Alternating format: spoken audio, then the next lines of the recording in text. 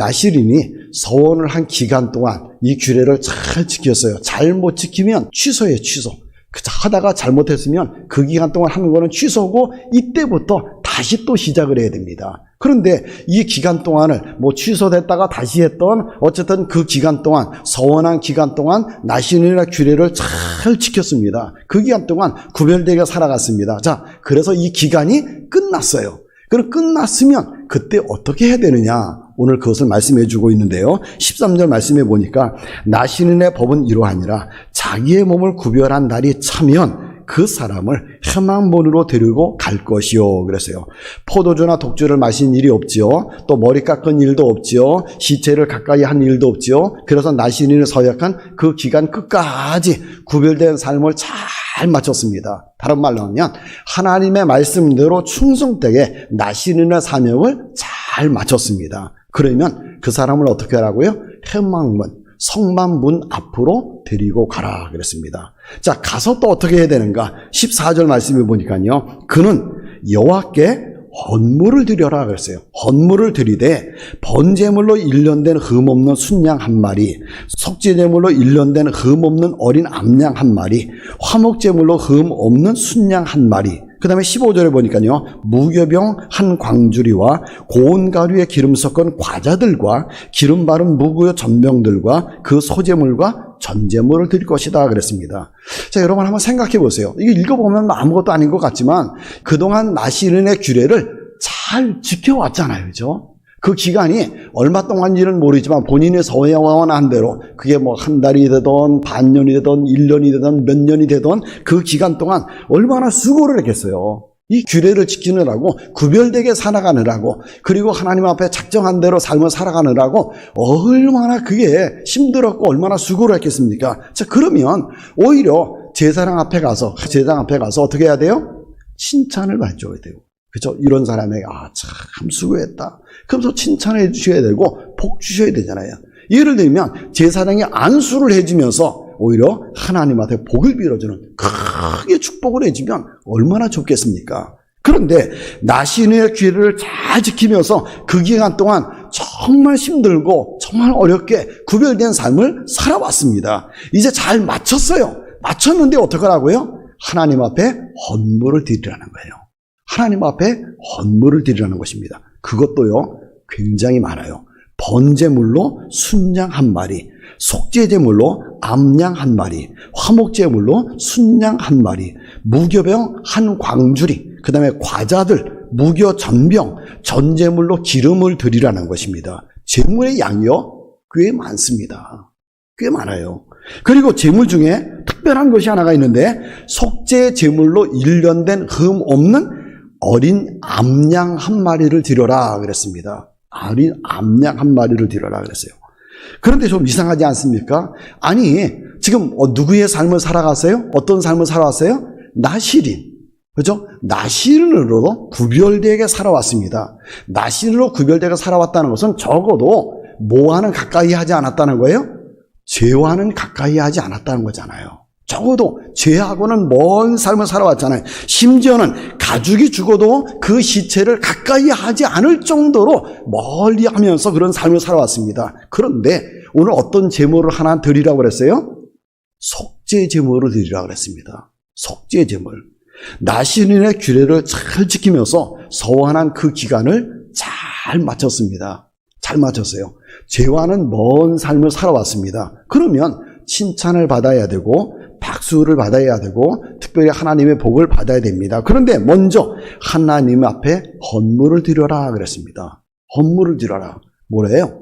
하나님의 은혜를 잊지 말라는 것입니다. 하나님의 은혜를 잊지 말라는 거예요. 나시린으로 살겠다고 서약을 하고 서약한 날부터 그 마치는 그 날까지 그 나시린의 의무를 감당할 수 있었던 것은 물론 본인이 서약했지만 나시린의 의무를 감당할 수 있었던 것은 다 누구의 은혜예요? 하나님의 은혜라는 거예요. 하나님의 은혜라는 것입니다. 자신의 능력이 아니라 하나님의 은혜예요. 하나님께서 환경을 만들어 주셨기 때문에 그렇게 감당할 수 있도록 환경 만들어 주셨기 때문에 감당할 수 있어서 여기까지 온 것이고 감당할 수 있는 능력도 하나님이 주신 것이고 하나님의 은혜를 주셨기 때문에 여기까지 올릴 수 있었다는 것입니다. 그러므로 잘 맞췄을 때에는 하나님의 은혜구나. 하나님의 은혜구나. 라는 마음을 가지고 하나님 앞에 뭐 하라고요? 감사하면서 제물을 드려라. 이렇게 말씀하시는 거예요. 감사라는 거예요. 감사라는 거. 특별히 그런데 아까 말씀드린 것처럼 속죄 제물을 드려라 라고 하는 말씀이 있어요. 속죄 제물을. 속죄 제물은요, 죄를 속함받기 위한 제물이잖아요. 내가 죄를 졌을 적에 그걸 속함받기 위해서 속죄 제물을 가지고 가서 제사장이 보는 앞에서 제물 위에다가 손을 얹고 내 죄를 자백을 하면 내 죄가 어디로 가요? 이 제물에게 전가가 되어서 그 제물을 죽여서 하나님 앞에 제물을 드림으로 인해서 내 죄가 속함받는 거잖아요. 그러니까 죄를 지었을 적에 하나님 앞에 속함받기 위해서 속죄 제물을 드리는 거잖아요. 그런데 지금 나시린으로 살았어요. 규례를 잘 지키면서 살아갔습니다. 다른 사람들과는 특별히 구별된 삶을 살아갔습니다. 그래요.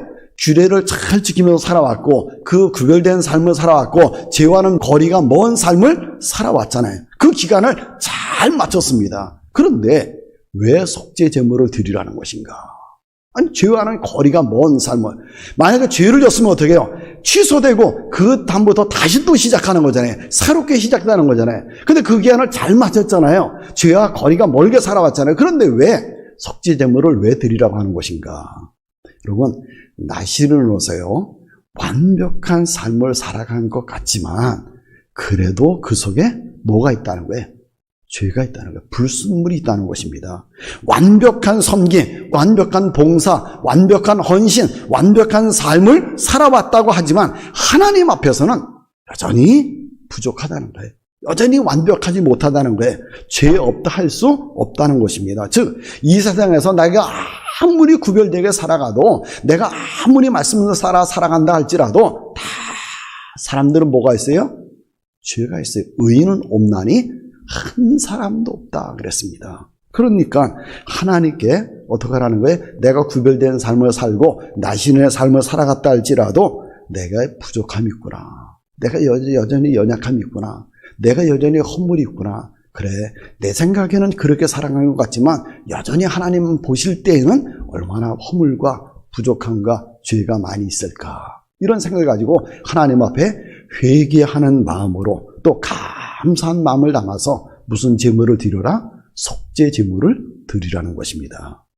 그런데 이렇게 감사한 마음을 따라서 어떻게 해요? 하나님 앞에 정한 제물, 무엇을 한 마리, 무슨 양을 한 마리, 암양을 한 마리, 순양을 한 마리, 무엇을 이렇게 여러 가지 굉장히 많은 헌물을 드리라 했습니다. 그런데 하나님이 이렇게 정해주신 거예요. 이거는요, 나시린의 기간이 끝나게 되면 이 제물을 가지고 회막에 가서 제사장한테 드려서 이렇게 하나님 앞에 제사를 드리라는 것입니다. 그런데 정해진 제물, 이거는 정해진 거예요. 반드시 이렇게 해야 됩니다. 그런데 정해진 제물보다 더 드릴 수 있다는 거예요. 21절 말씀해 보니까요, 이는 곧 서원한 나시린이 자기의 몸을 구별한 일로 말미암아 여호와께 헌물을 드림과 행할 법이며 그랬습니다. 그런데 이 외에도 힘이 미치는 대로 하려니와 그가 서원한 대로 자기 몸을 구별하는 법을 따라 할 것이니라 그랬습니다. 여기 말씀해 보니까 하나님께 드려야 될 이 제물 위에, 하나님께서 정해주신 것 외에 어떻게 하라고요?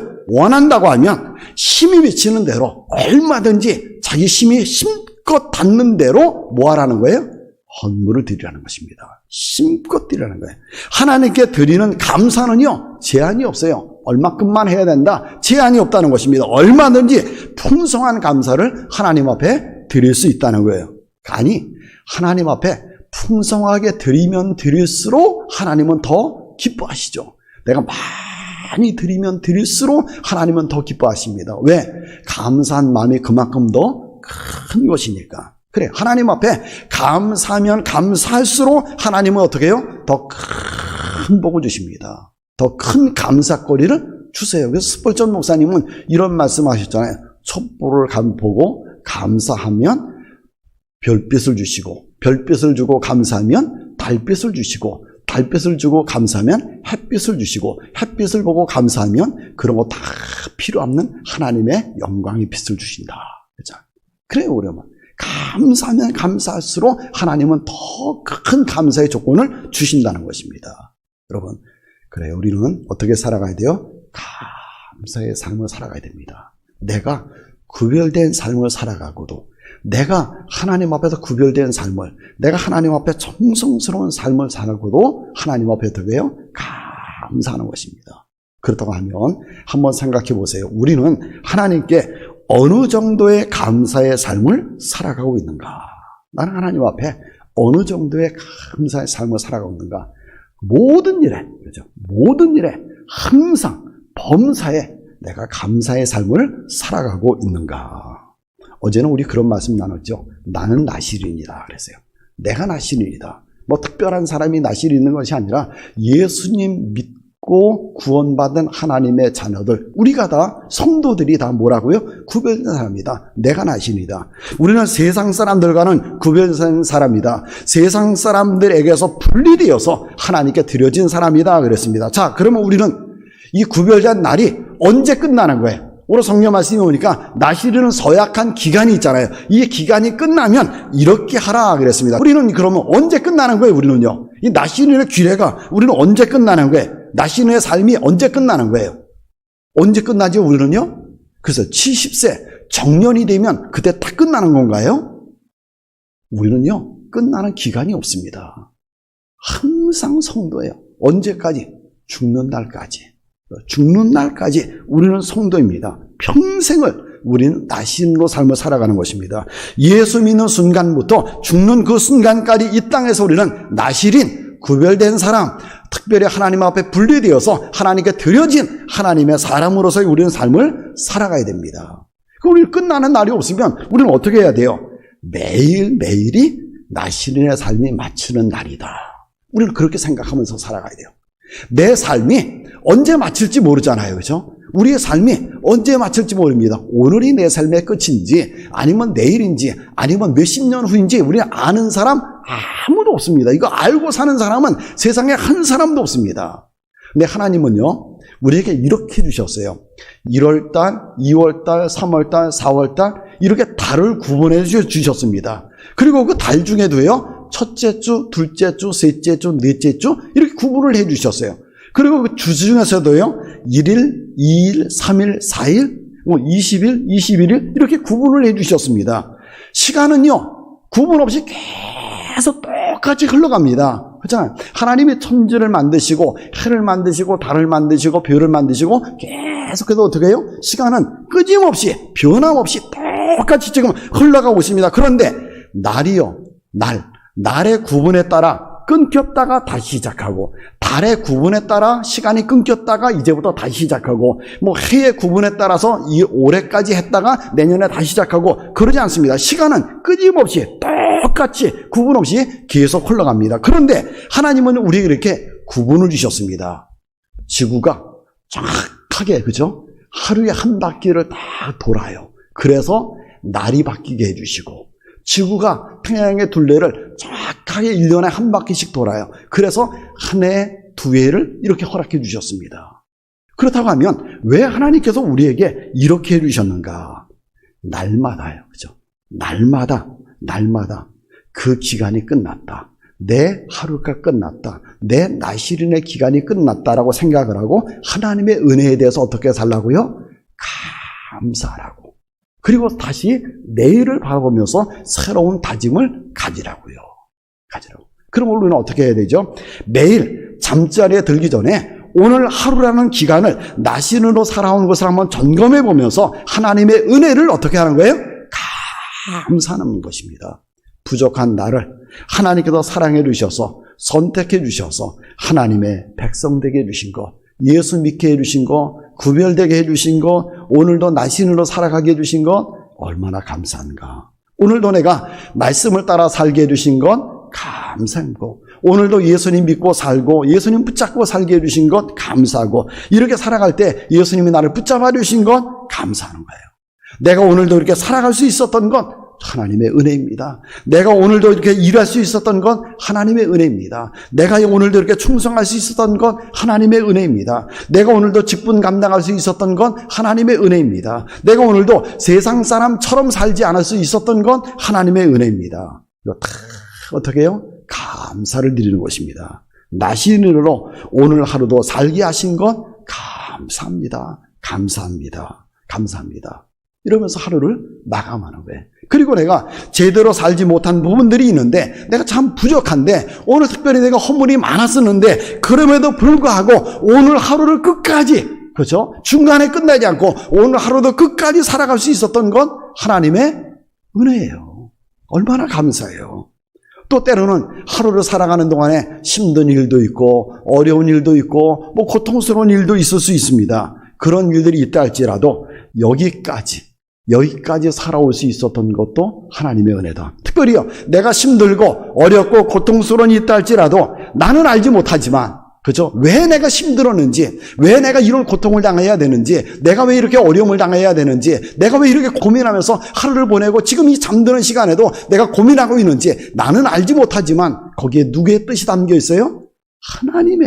하나님의 뜻이 담겨 있잖아요. 나는 모르지만 나중에 훗날 가서야 내가 깨달을 수 있겠지만 거기에는 하나님의 뜻이 담겨 있습니다. 하나님께서 이 일을 통하여 협력하여 오히려 내게 유익하게 만들어 주실 것입니다.